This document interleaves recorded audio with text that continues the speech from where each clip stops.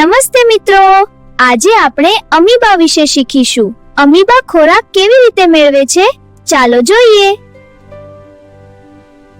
Amoeba પાસે આંખો નથી, પણ તે ખોરાકનો અનુભવ કરી શકે છે. ખોરાક તેની નજીક આવે ત્યારે તે પ્રતિક્રિયા આપે છે. અમીબા પોતાનો ભાગ લંબાવે છે. આને ખોટા પગ કહે છે. ખોટા પગ ખોરાક તરફ વધે છે. ખોરાક અમીબાની અંદર એટલે કે કોષરસમાં જાય છે.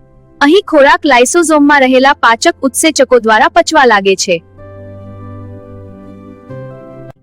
પચેલા ખોરાકમાંથી અમીબા શક્તિ મેળવે છે. આ શક્તિથી અમીબા વૃદ્ધિ કરે છે.